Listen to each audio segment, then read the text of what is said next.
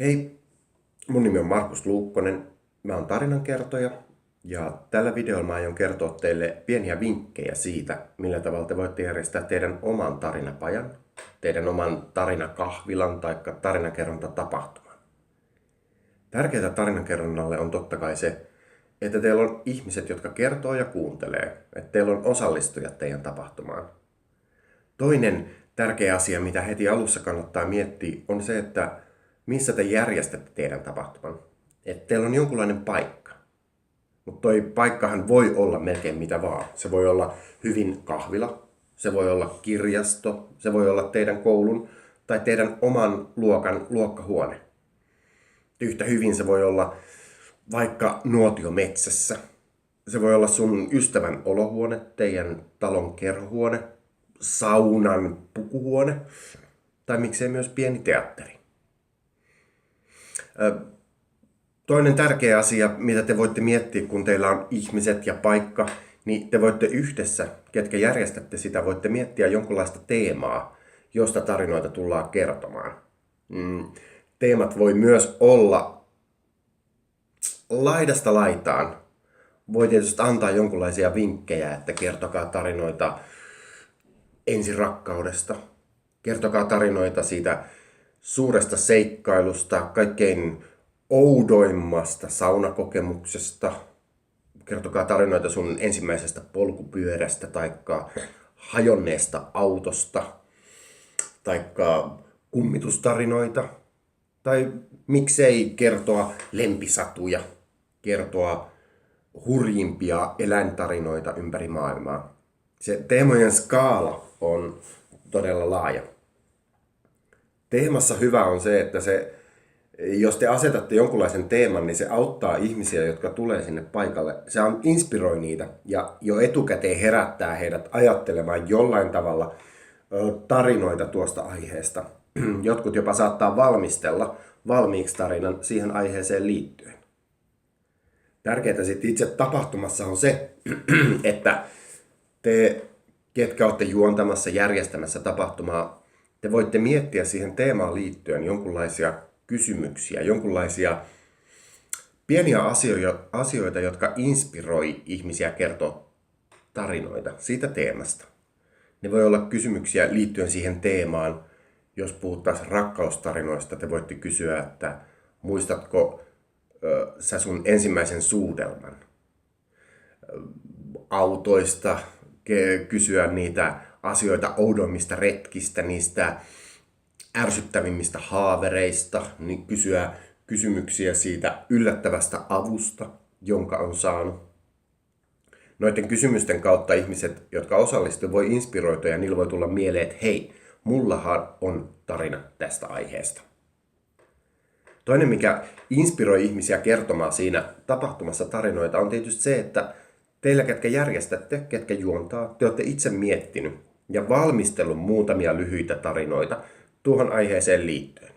Ja se, että ne tarinat on lyhkäisiä, sellaisia, joihin ne on omakohtaisia tarinoita, mutta sellaisia, joihin kaikkien muiden on helppo tarttua. Ja usein se, että kertoo yhden tarinan, se inspiroi ja se peilaa toisissa ihmisissä, kuuntelijoissa sitä, että niillä tulee, että hei, mullakin on jonkunlainen juttu tähän tarinaan, tähän aiheeseen liittyen.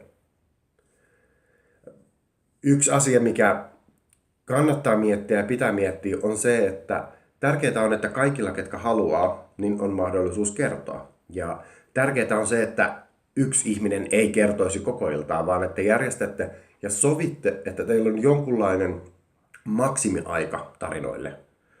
Tarinat voi olla minuutista ylöspäin, mutta voisin sanoa, että hyvä yleinen sääntö on se, että ilmoitatte ja sovitte ihmisille, että okei, ei pidempiä kuin 7 minuutin tarinoita.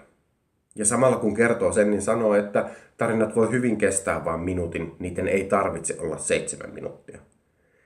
Ja tärkeää tilaisuudessa on se yhteisymmärrys, että te ymmärrätte, että te kuuntelette toisianne, kuuntelette sitä, joka on kertomassa. Ja yleisenä sääntönä voi yrittää antaa sellaisen, että ei kommentoida kesken tarinan. Kuunnellaan tarina loppuun, annetaan tarinankertojan kertoa se tarina niin kuin hän haluaa, siitä alusta sinne loppuun, minne hän haluaa. Ja jos haluaa kysyä kysymyksiä, niin jätetään ne sen tarinan jälkeen. Te voitte totta kai järjestää tuon teidän tapahtuman monella eri tavalla. Ja riippuu paljon siitä, millainen se ryhmä on, ketä te kutsutte siihen tapahtumaan. Onko se teidän luokka? Onko se joku harrasteryhmä? Onko se teidän kaveripiiri teidän olohuoneessa? Vai onko se avoimella kutsulla tapahtuma esim. Jossain kahvilassa tai baarissa?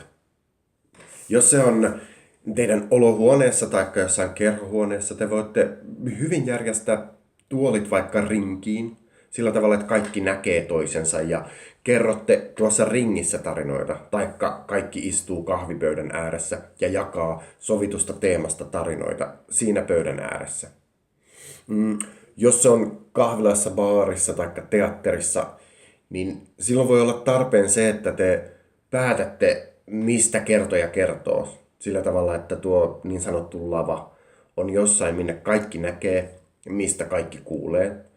Jos on tila niin iso, niin te järjestätte silloin siinä tilanteessa mikrofoni ja kaiuttimet, jotta kertoja tulee kuulluksi.